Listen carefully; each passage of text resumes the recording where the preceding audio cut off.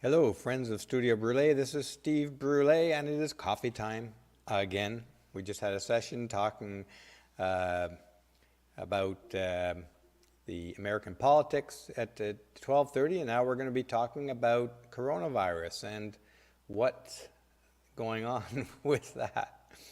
The topic today is the rich get richer, the poor get sicker, and that is the result. This is one of the overriding results of this whole pandemic and the coronavirus. So let's get straight onto it. Welcome to the show. Michael Keller and Josue and Deadly 8 is here as well. Let me get straight into some of the material here. Here on Bloomberg, this puts me in mind of partly what we're up against, and Orwell talked about this. This is the fear and the control that is being supported by the everyday people. Here, and Bloomberg Opinion writes, what happens when vaccine incentives aren't enough? Reluctant citizens can slow down herd immunity despite abundant vaccines. Compulsory shots are unpalatable, but may be necessary. This is typical leftist thinking, that we have to absolutely control everybody, take away all of your freedoms, including your right to, or what we used to think of as our right to bodily autonomy. There's nothing free about, no right, or there's nothing bodily autonomy about forced vaccination, especially vaccinations, injections that will inject mRNA into your body. But it doesn't really matter what. This is your body. And there's a rising element, a segment of the left who thinks the government should make it mandatory for you to be injected with untested emergency vaccines. This is unacceptable to me on any measure. But let's read on what it has to say here. This is Clara Ferreira Marquez, May 16th, 2021, just recently. She is thinking about and apparently a supporter, and they are growing in numbers, of forced vaccinations. Talk about taking away your freedoms. Let's read here. Read what she has to say. When much of the world is still desperate for COVID-19 vaccinations, a handful of wealthy places are beginning to have the opposite problem. Hong Kong is one. Good for you, Hong Kong. Hong Kong is a bastion of freedom and democracy and capitalism, free enterprise. Hong Kong is one. Despite a free, or at least it used to be more so, now that it's controlled by China, they've been struggling to maintain their sense of freedom and capitalistic venturing. Despite a free and easily accessible program open to all adults since April, only just over 10% of the population of 7.5 million has had both injections, with low rates even among the oldest. Hesitancy is so high that only half of residents say they intend to get vaccinated. And yet Hong Kong is not a COVID-19 hotspot, despite being one of the most crowded places on the planet Earth. One of the most crowded places. You would think, given that it's a virus that spreads from close contact with people, that if Hong Kong is not a hotspot, then maybe our theories about crowded places being ripe for spreading of COVID-19 are a little off. Let's read on. The combination of political upheaval, distrust in government, and success in keeping caseloads low makes Hong Kong an unusual, even extreme, example of reluctance, as seen in studies of attitudes to other control measures compared to Singapore and Malaysia. Well, that should be there should be something to celebrate in here. Success in keeping caseloads low. They're having success. Therefore, the people logically, reasonably say, I don't need the vaccine. And yet this is an example they're holding up as a case in favor of forced vaccinations in an area that has success in keeping caseloads low without vaccinations. This is leftist logic. Read on here with me from the top. But the territory is far from alone as the rich world shifts from shortages to indifference. well before enough people have been inoculated to allow a safe reopening. Look at the loaded nature of this statement. This is one sentence.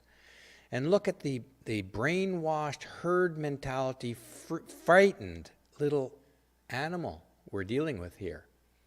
To allow a safe reopening. We never should have been shut down in the first place. To suggest that we should be, the idea that to allow is an idea in full support of totalitarian governance. The government's to allow a safe reopening.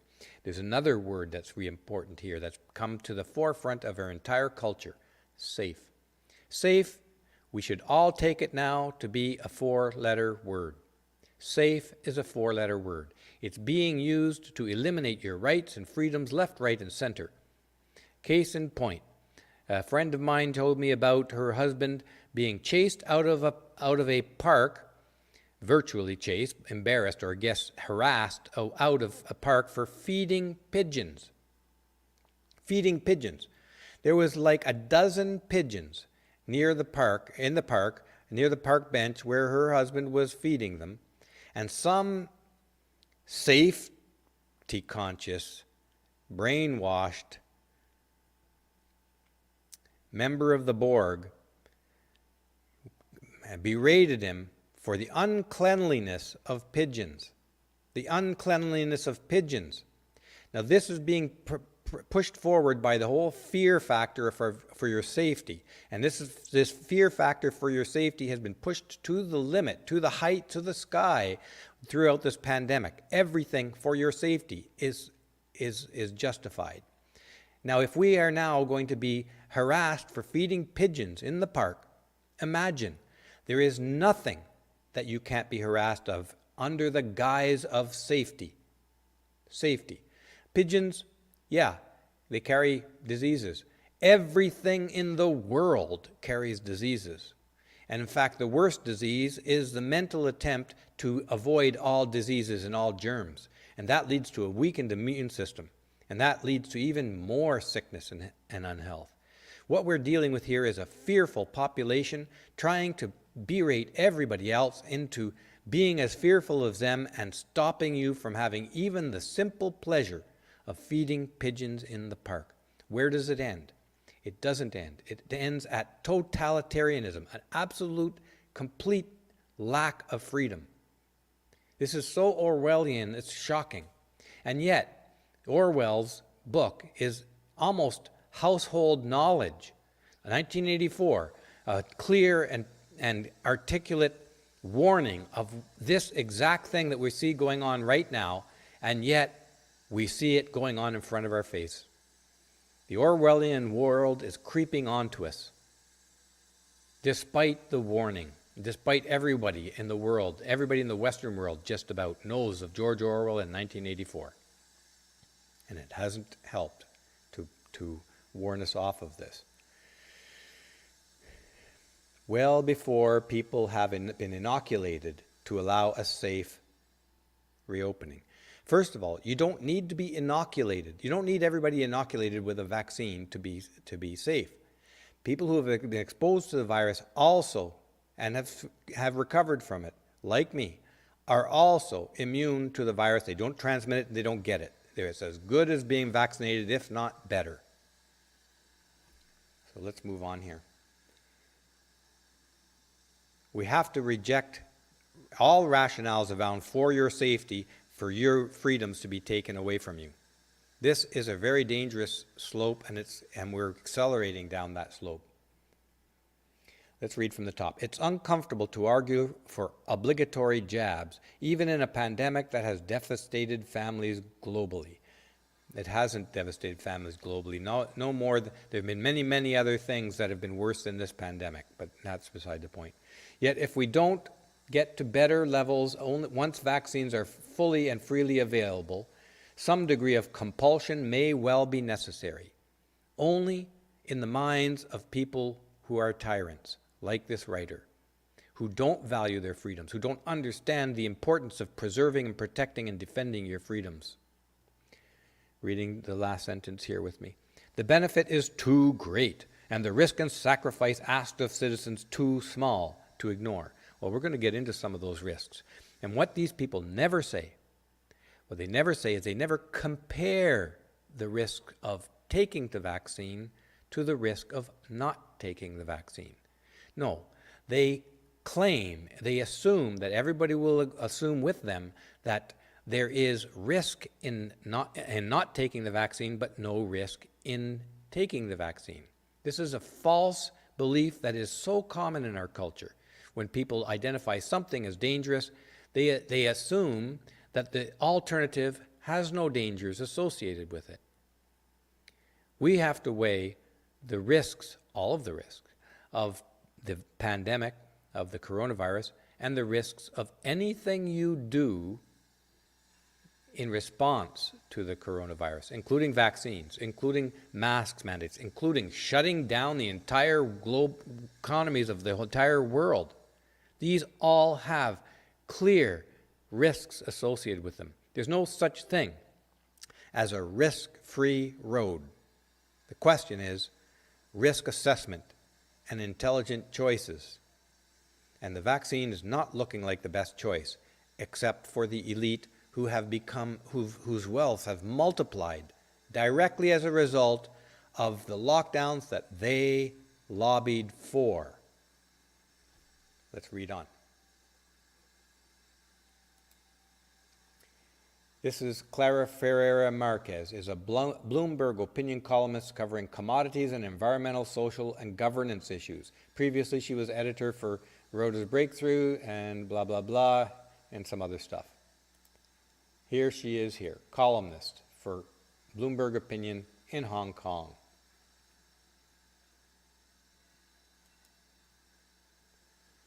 And she's plugging her own opinion piece here about vaccine incentives and, yes, even the arguments for compulsory shots.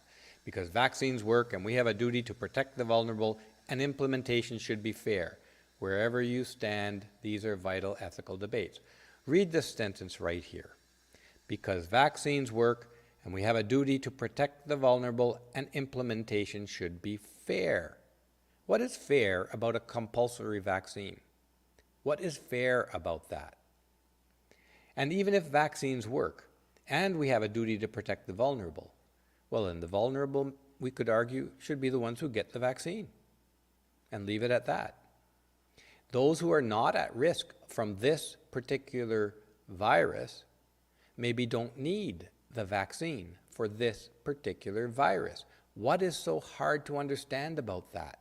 The healthy young population have a 99.997% survival rate.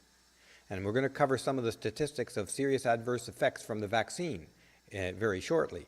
And the risk of serious adverse effects from the vaccine itself is higher than the risk of the virus.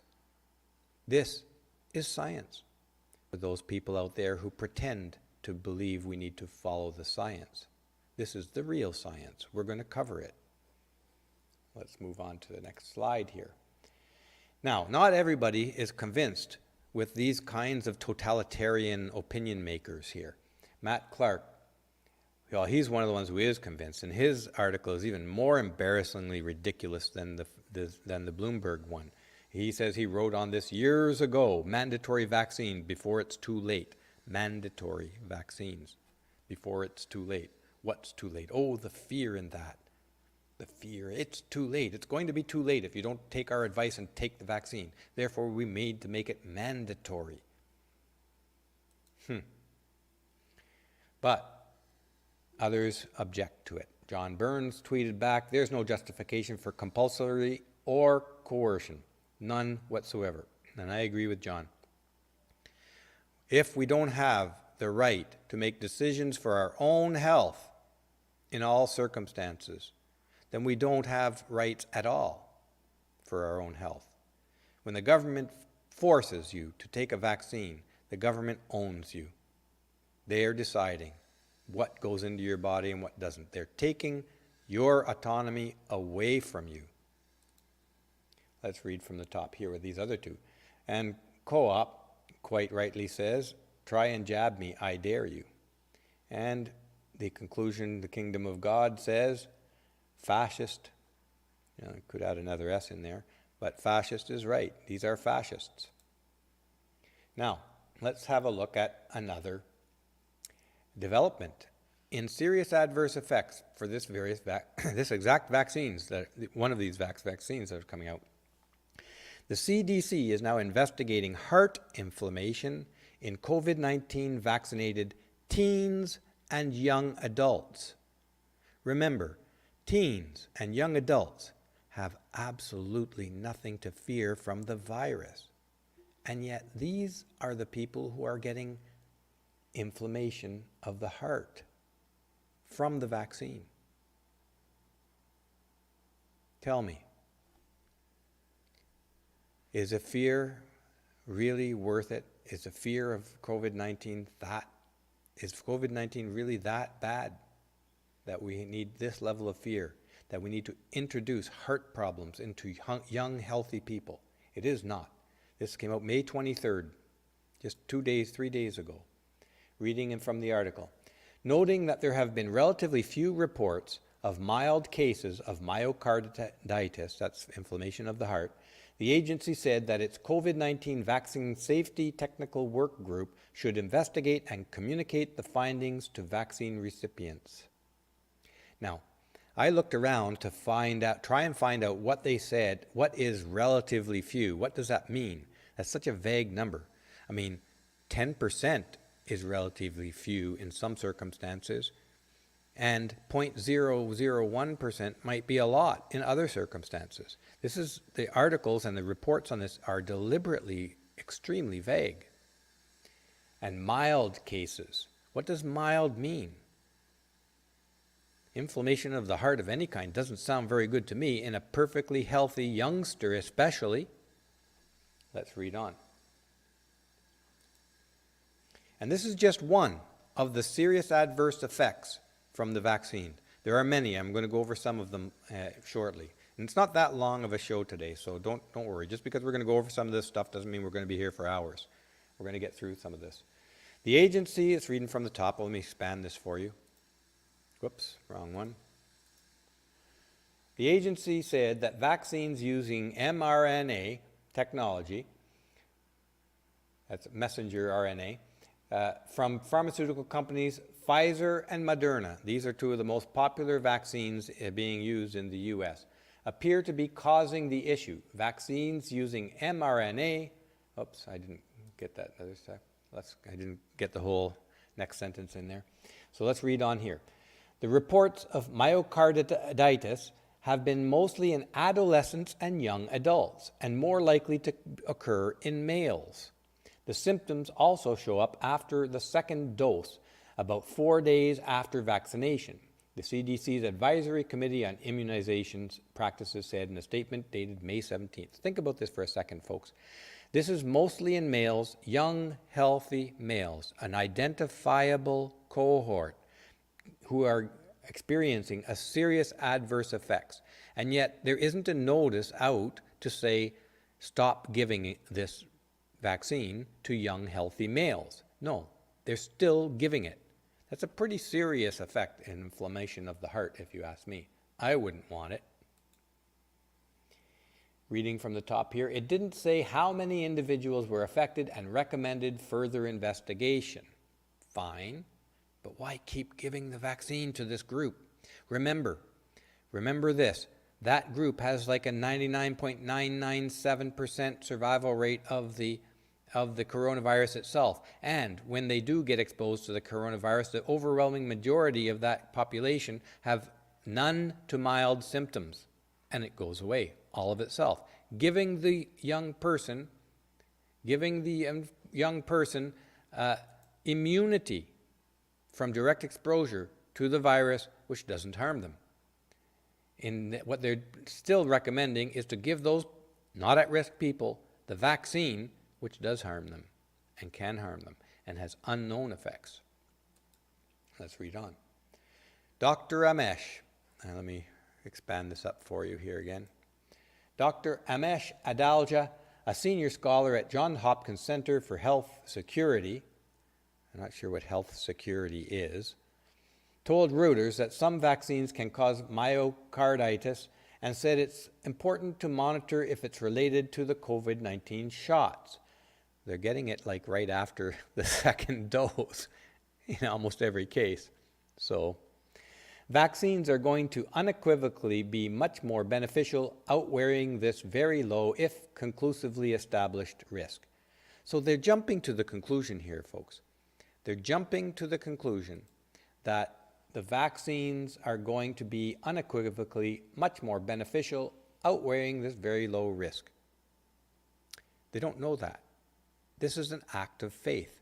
It happens to be an act of faith which benefits the people who pay their bills, who have been lobbying for lockdowns until everyone is vaccinated from the beginning, and who have now become multi-billionaires whose wealth have multiplied as a direct result of these actions.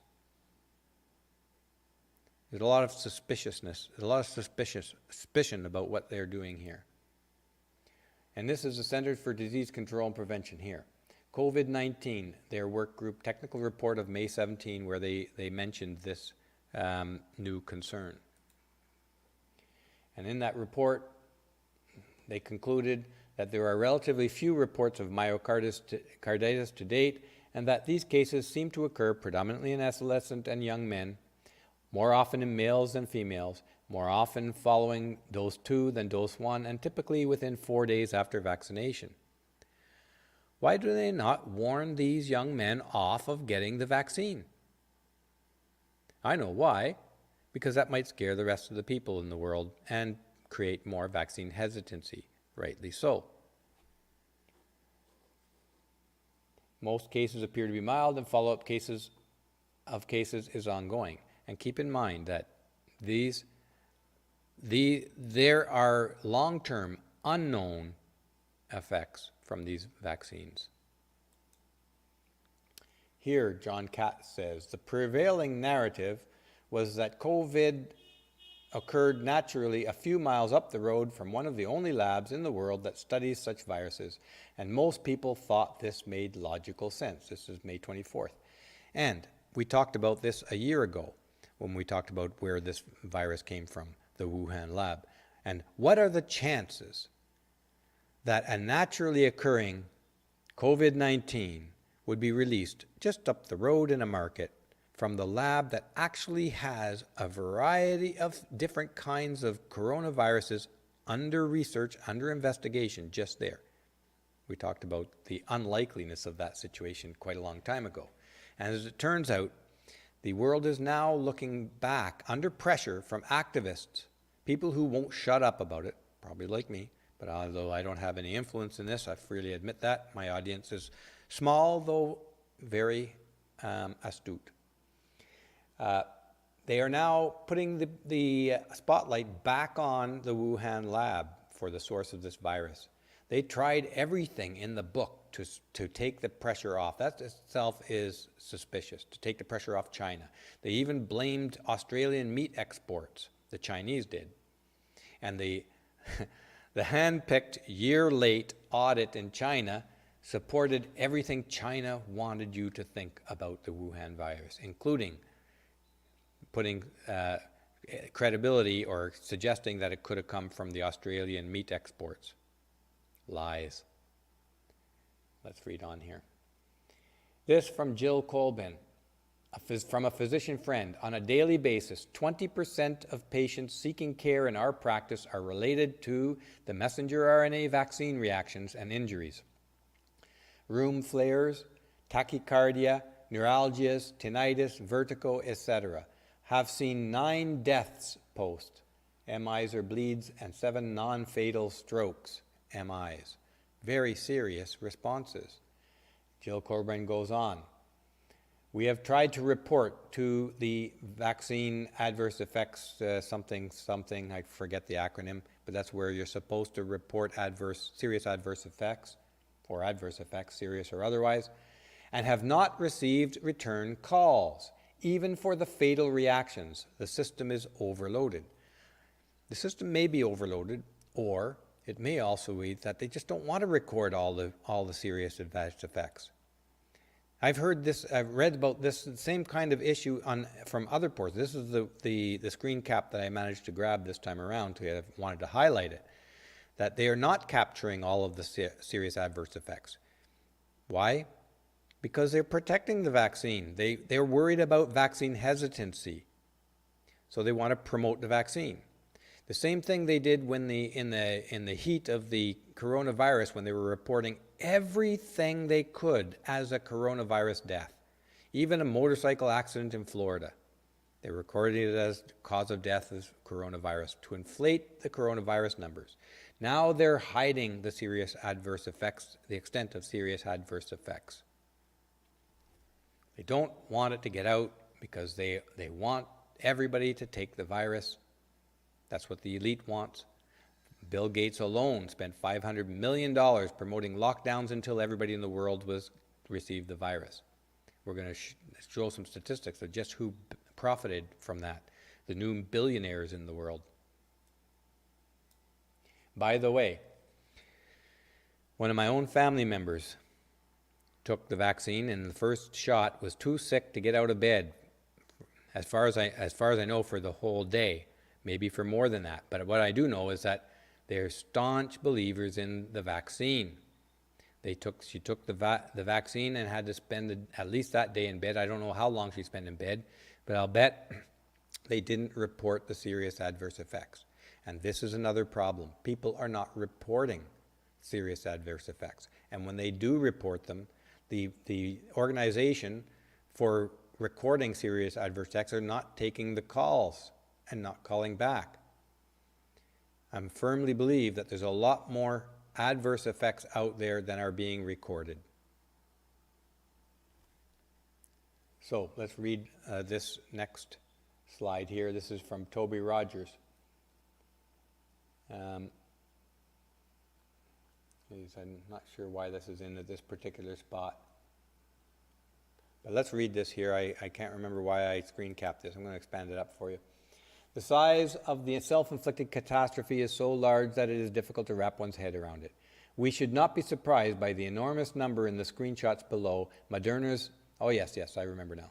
Moderna's FDA application showed that 17% of clinical trial participants experienced grade 3 adverse events, defined as severe enough to prevent daily activity after the second shot. 17%, folks. This is in the preliminary studies.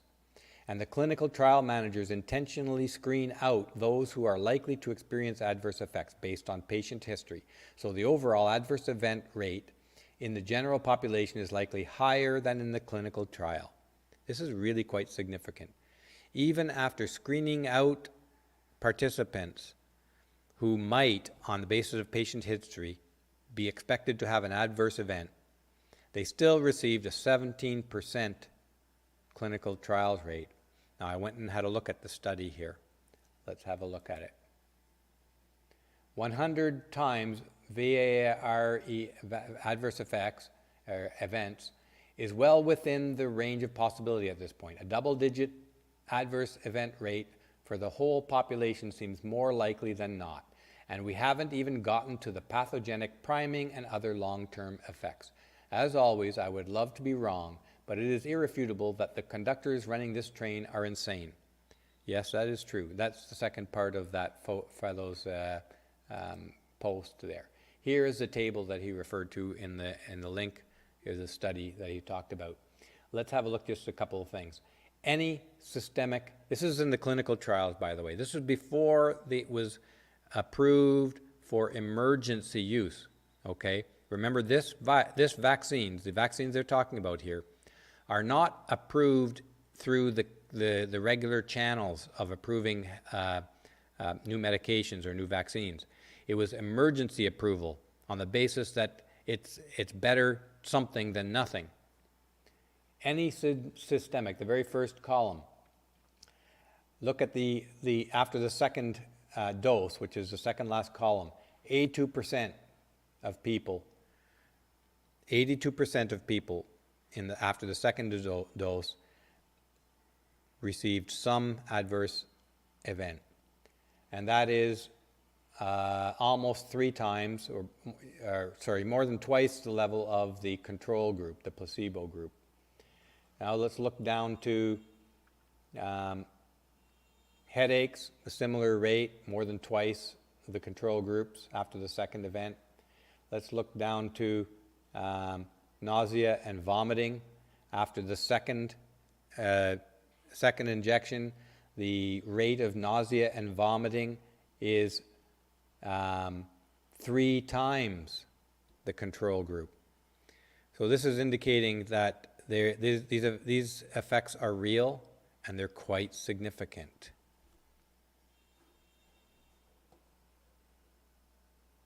Let's look forward. The links are in the description, by the way. And here are the executive summary of that report that was presented to this team. On November 30th, 2020, Moderna TX, the sponsor, submitted an emergency use authorization request to FDA for an investigational COVID-19 vaccine intended to prevent COVID-19 caused by severe acute respiratory syndrome coronavirus 2. The vaccine is based on SARS-CoV-2 spike glycoprotein antigen encoded by RNA and formulated in lipid nanoparticles. This is a new technology. Keep in mind that this technology was first researched for treatment of cancer without success. So this is new technology being disseminated, being tested upon billions of people around the world right now. Billions of people. It's a huge experiment with billions of guinea pigs. The proposed use under this emergency use authorization is for active immunization for the prevention of COVID-19 caused by in individuals 18 years and older. The proposed dosage regimen, blah, blah, blah, is what you know. So the key thing here, this is for authorized under the emergency use authorization, which allows them to bypass the full normal testing processes, completely bypassed. Read this from the top now. The most common solicited adverse reactions associated with mRNA were injection site pain, fatigue, headache, muscle pain, and joint pain. All of these, by the way, you're going to see shortly. These are also effects from myocarditis, in other words, inflammation of the heart, which we are seeing now in young men. Chills, 43%. Severe adverse reactions occurred in 0.2% to 9.7% of participants. Think about that for a second, folks. These are pre-screened clinical trial people that they used, and they're healthy people, and they are having severe adverse reactions in the 0.2% to almost 10% range of participants. They were more frequent after dose 2 than after dose 1, and were generally less frequent in participants over 65 years of age as compared to younger participants. This is extremely important information, that young people who are not at risk from the COVID-19 virus are experiencing worse reactions to the vaccine than older people. Older people are not having as bad a reaction to the vaccine and are more at risk for the COVID-19 virus. And yet, they are still pumping the vaccine into everyone. And they're trying to pump it into children. They are already down to 12 years old, and they want to go down to babies, and I think some babies have already been injected with this experimental vaccine. This is the insanity of our world today, all under the guise that somehow coronavirus is the one and only enormous threat to all people on earth. That's fear-mongering. Fear-mongering for power and control, and an excuse to take away your freedoms and rights. It's insane. We should be outraged at this. Let's read onward here. The frequency of serious adverse events was low, 1% in the mRNA and 1% in the placebo arm.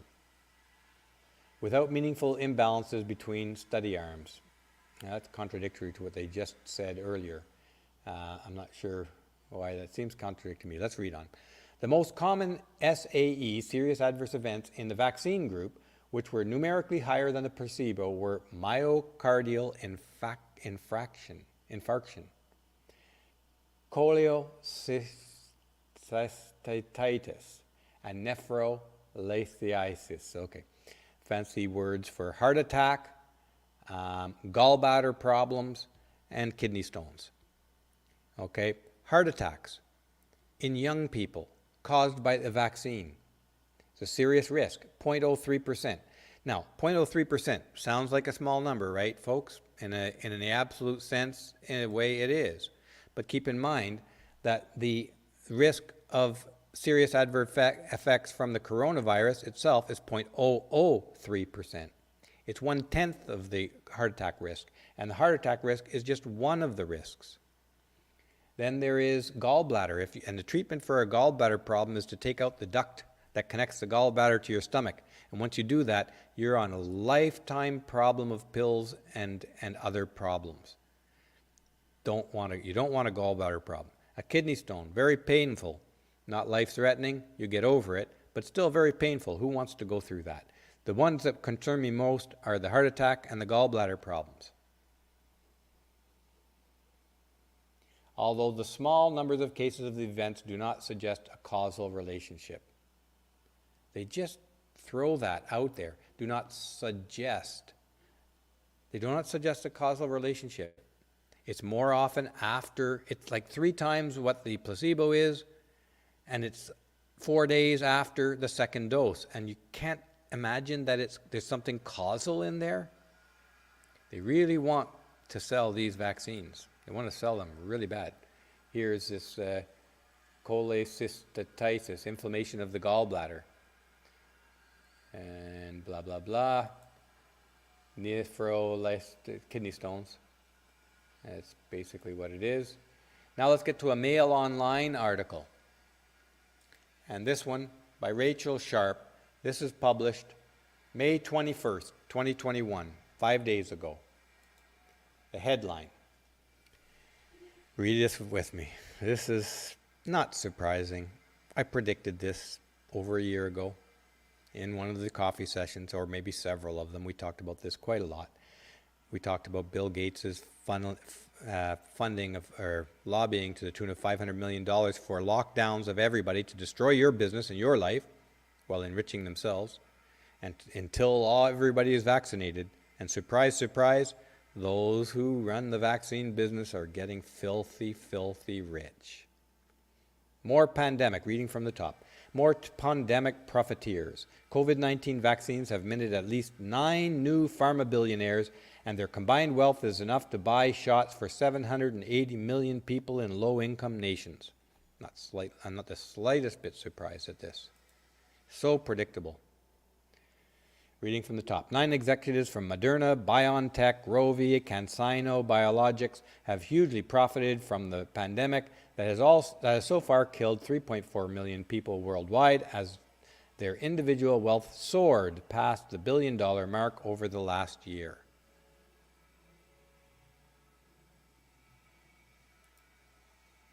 Topping the list is the CEO of Moderna, Stefan Bancel, who is now worth a whopping $4.3 billion after his company became the second to be granted emergency use authorization in the U.S. for its vaccine back in December. And now you start to see why the assumptions that there's no causal link, that the minimizing of the serious adverse effects, and the insistence that we got to vaccinate everybody right down to 12 years old. $4.3 billion worth of reasons for that one person alone.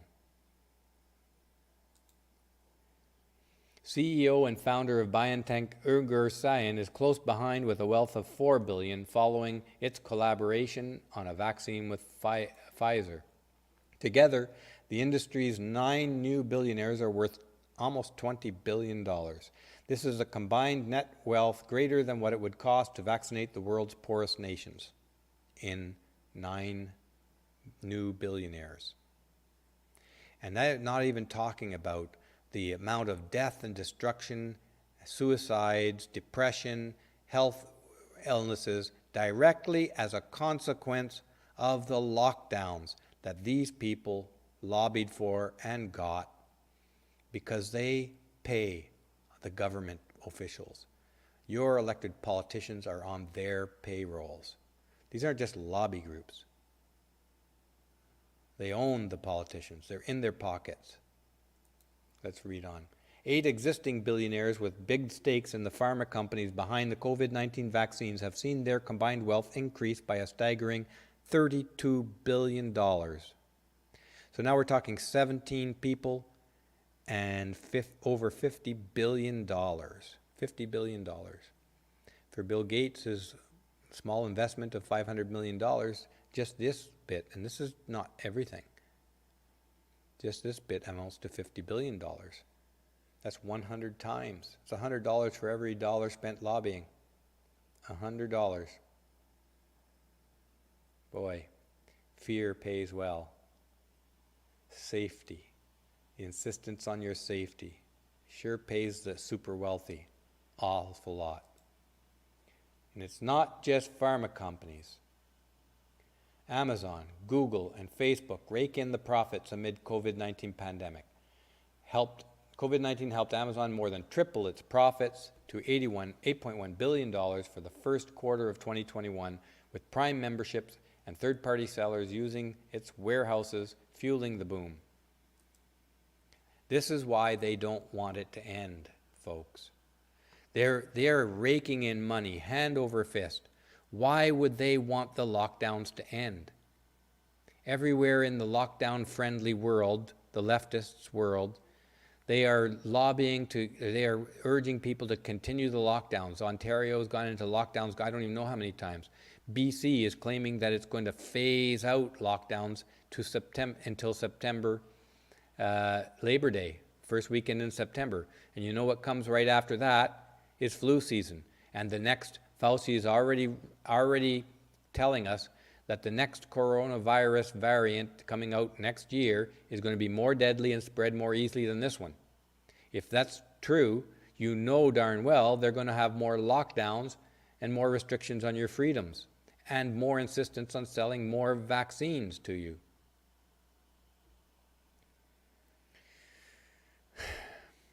You can't make this stuff up, folks. We are being railroaded, and your lives are being curtailed, and they don't want this to end. This is a gravy train of incredible richness for the wealthy and the elite. They don't want it to end, not because they're trying to protect you, but because they want your last dollar. They will not want it to end until they've extracted every last drop of blood and dollar from everyone they can get their hands on. Let's read this from the top. I'm going to expand it up for you here. Google's parent company Alphabet saw its revenues soar to $55 billion in the first quarter of this year, according to a financial statement released on Tuesday, a 34% increase compared to the same time last year. The Silicon Valley company beat quarterly estimates of $51.7 billion as the recovering economy and surging use of online services combined to accelerate its advertising and cloud businesses. Apple and Facebook reported sharp increases in quarterly revenue Wednesday as both companies continue to take advantage of pandemic trends that have devastated other parts of the economy. Read that again. Both companies continue to take advantage of pandemic trends that have devastated other parts of the economy. And as we're going to see coming up, Facebook has been actively suppressing information that thinking people might cause thinking people to be hesitant about taking the vaccine and cause people to want to to stop the lockdowns. They've been suppressing that. Why? There's billions of dollars in their hands by keeping people paranoid and afraid of the coronavirus and clamoring for more lockdowns. This is unprecedented transfer of wealth. And that is the primary reason why these elite are are promoting and lobbying for vaccines and lockdowns. It's money, lots of money. And money means global power. Money means owning you as a slave. This is the direction they're pushing the world.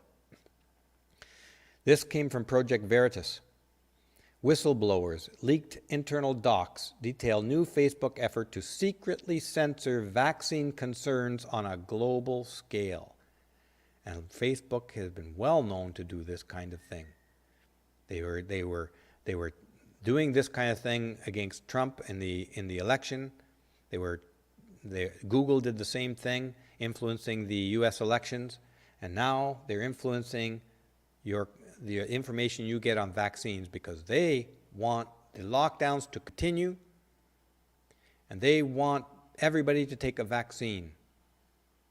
The longer the lockdowns continue, the richer these people get, the more power they get, and the closer they get to their goal of creating the one world government that they've all wanted since time immemorial. This is what the wealthy like. They've never liked the middle class. They've hated the middle class ever since the middle class came into existence. They want a secure, easily controlled work slave class and a small group of elite that enjoy everything in the world. This is from the excerpt from the Project Veritas. Expose leaked internal documents detailing new effort to secretly censor vaccine concerns on a global basis. Facebook has responded. We proactively announced this policy on our company blog and also updated our help center with this information. This is what Facebook says.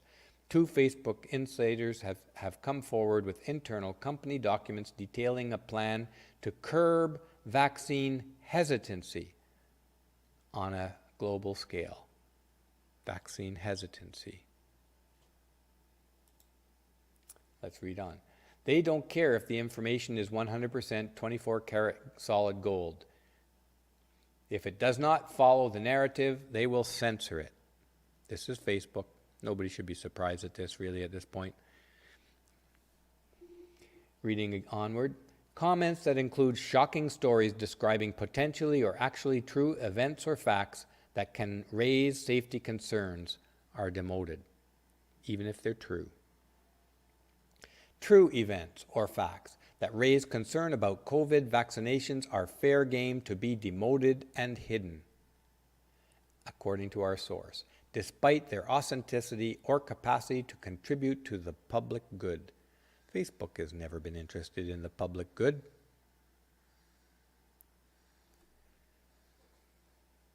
But you know something?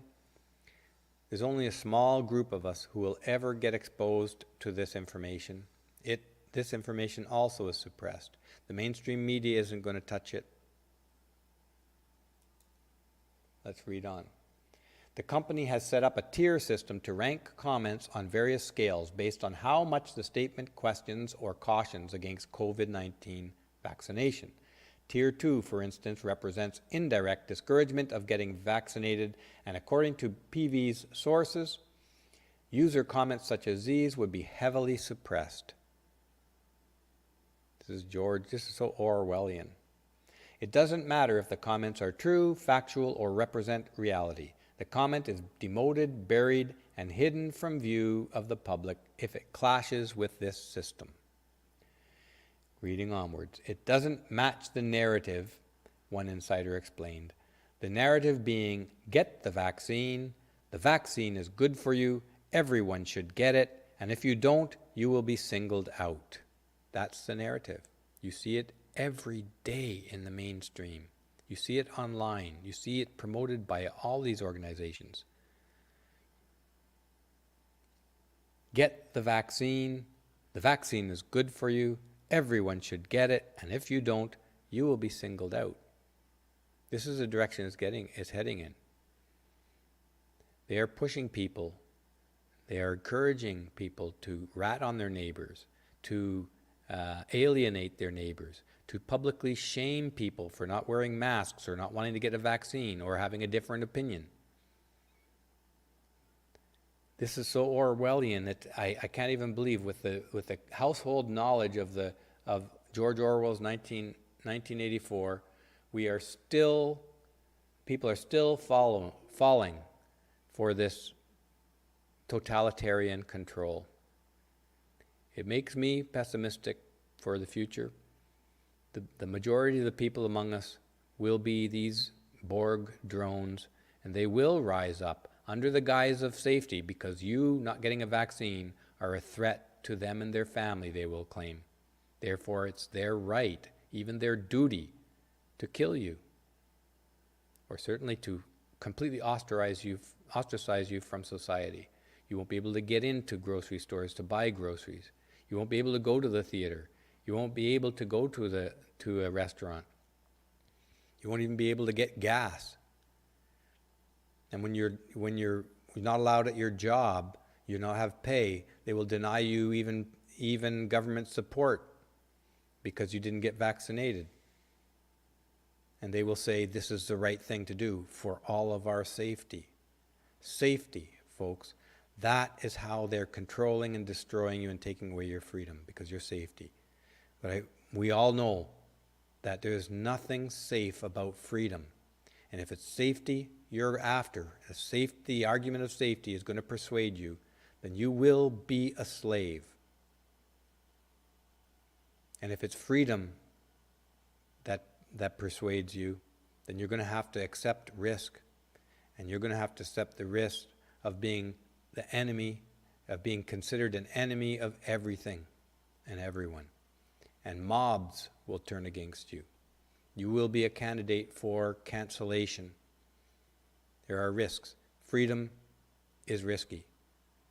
Safety, in my opinion, is even riskier. It ushers in absolute totalitarianism, and it brings out the absolute worst in humanity. The brutal, vicious will to kill other people under the guise that you're doing the right thing, protecting yourself. But you're being lied to. It is a lie through and through. It's all about their control, their power. So that's all I have for you today on Coffee with Steve. And having said that, I know I sound very pessimistic about this, but I mean this next part sincerely. Do something you love to do today. Do it every day. And if you don't have something you love to do, find something you love to do and do it. Because this is your life. Don't let them push you off guard, off balance, and not enjoy your life. Make your life meaningful. Make it enjoyable. And the best place to start is doing stuff you love to do every single day. So with that, I hope you join me again next time on Coffee with Steve. And there will probably be a coffee session tomorrow. And on Friday at 1 p.m. Eastern Standard Time, Janice Fiamengo will be joining us for a wide-ranging discussion related to the issues of our day as usual.